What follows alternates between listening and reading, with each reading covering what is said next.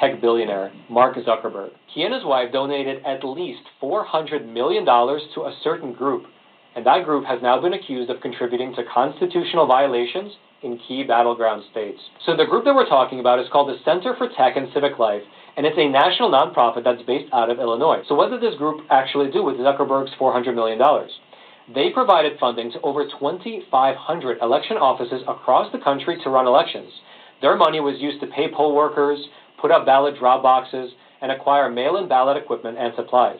Now, first of all, I don't know about you, but when I first read this report, I was really surprised to learn that poll workers were not getting paid by the state and our tax dollars, but were instead getting paid by a private group that was funded by a left-leaning tech billionaire. But it actually gets a lot weirder than that. According to lawsuits filed this month, more than $6 million was doled out to officials in Fulton County, which is in Georgia, as well as to 5 cities in Wisconsin. Now, to start with, according to this lawsuit, accepting funding from a private group like this is barred by state and federal law.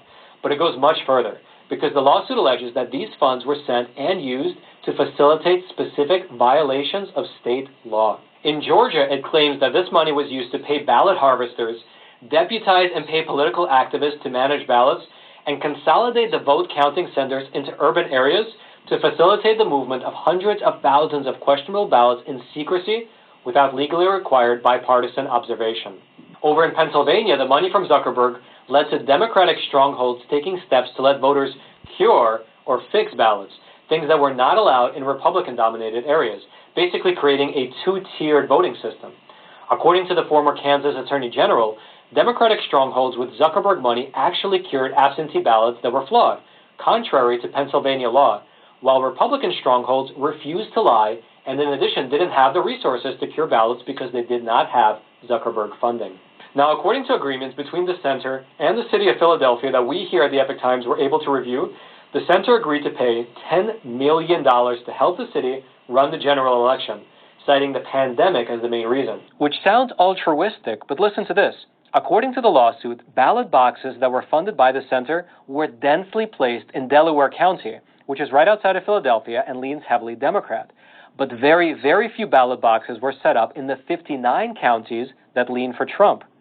Also, they alleged that the consolidation of polling places was done in a way that disenfranchised Republican strongholds.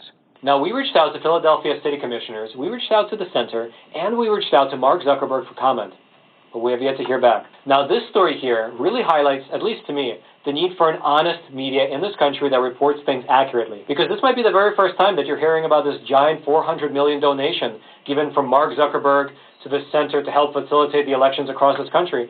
Because the legacy media outlets in this country are not covering it. And the media that do cover it likely have a hard time sharing the story on Facebook.